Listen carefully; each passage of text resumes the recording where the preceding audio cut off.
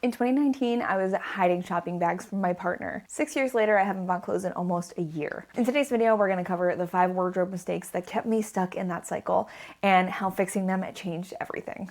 After I realized my shopping hobby was more like an addiction, I started reflecting on how I related to my clothes, shopping, and my wardrobe. In the past 6 years, I have completed a no-buy and 3/4. At this point, I have about a month and a half left of this year's no-buy.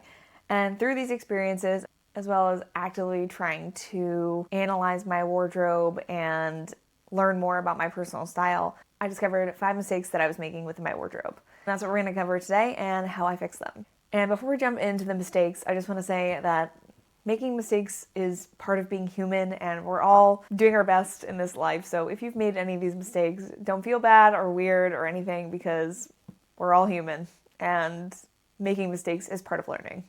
The first mistake I want to talk about is buying a piece without a vision. I was and still am a very emotional shopper. I see a pretty thing and I want to take home the pretty thing. And through my experiences in the past year of my no-buys and just analyzing what I wear and do not wear within my wardrobe, I'm able to see now that just because something is pretty doesn't mean it belongs in my wardrobe. Now, instead of just buying whatever and bringing it into my wardrobe, I think about how I'm going to wear that or how the piece is going to expand the pieces already in my wardrobe. Because it's a lot harder to style a random, beautiful piece when it doesn't really fit in with what you already have in your wardrobe or actually isn't in line with your personal style. So making sure that something fits into my wardrobe before spending the money to bring it into my closet has made a big impact on my wardrobe and my wallet.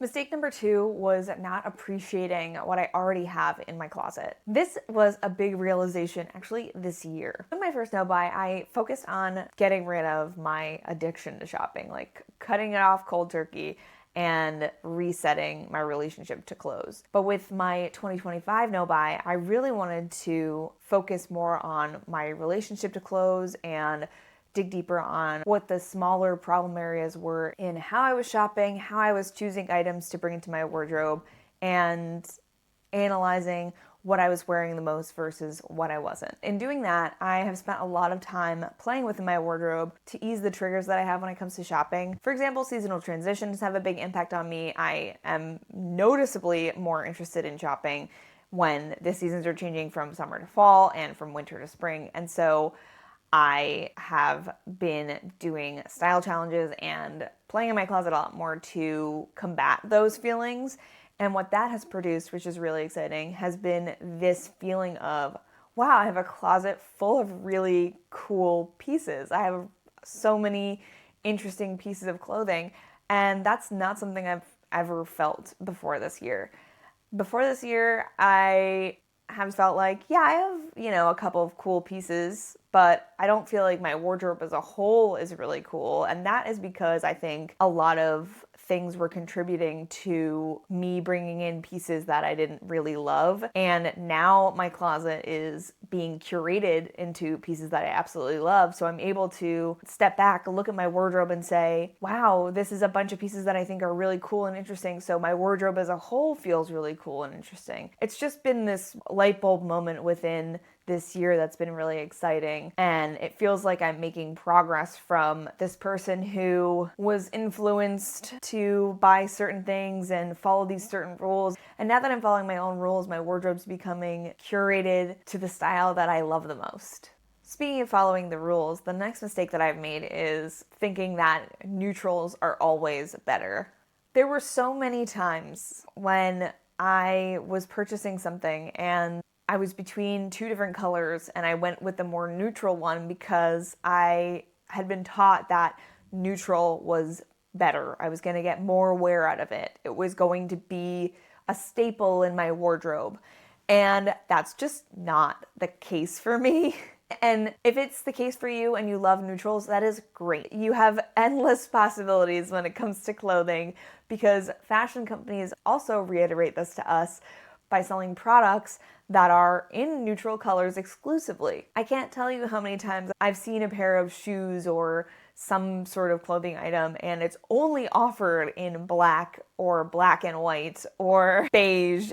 And that really eliminates a lot of things for me because I don't think neutrals work as well within my wardrobe as other colors. But realizing that has done wonders for my wardrobe and helped me get closer to a closet that I'm absolutely 100% in love with. Because now that I know this, I think it's less about choosing the neutral every single time and deciding where the neutrals fit best within your wardrobe. Next wardrobe mistake I want to talk about is buying things in any color. And I am very guilty of this. In the last couple of years, I can think of 2 or 3 or 4 or 5 things that I just bought. I liked the color and I put it in my wardrobe, and then I figure out later how I'm going to style it. And it would be this cycle of me bringing it in, being excited about it, me trying to style it with a couple of things and it being really hard or not working, and then that thing sitting in my closet and collecting dust until I finally declutter it. And then the declutter pile would be a pile of things in colors that were not colors that were anywhere else in my wardrobe. It would be like these one-off colors like a hot purple or a neon green or like a mint, whereas my wardrobe is full of like burgundies and mustards and khaki greens, and the colors just were not working together. And so in the last like year and a half, I've been using a personal color palette.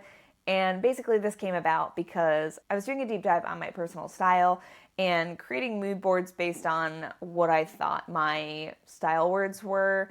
And every mood board that I've ever seen needs a color palette. So I thought it'd be fun to create one.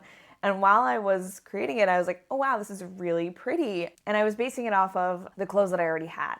So I was like, oh, I have a pair of mustard pants, let's add a mustard. Oh, these shoes are like a brownie caramel color, let's add a brownie caramel. And I could tell that there were quite a few outliers.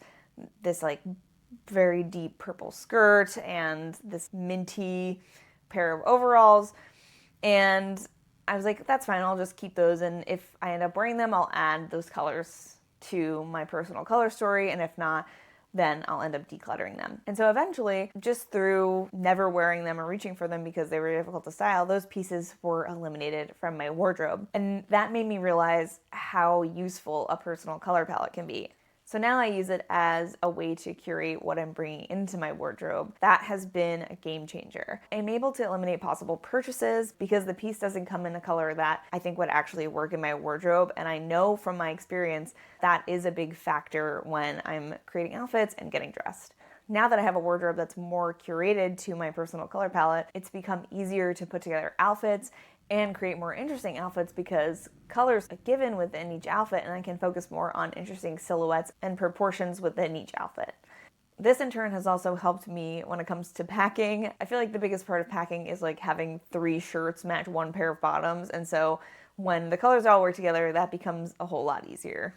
And for the future, I hope to continue using my personal color palette to curate my wardrobe even more and get to a place where every piece of clothing that I own works within my personal color palette, because it's made putting together outfits and curating my wardrobe so much easier. The final mistake I want to talk about is not having a storage system. This is something that had me buying duplicates, forgetting I had certain items, never being able to find things when I was rushing to get ready. I would be looking for something and I could never find it in the spot that I thought that it was, and it was just a mess.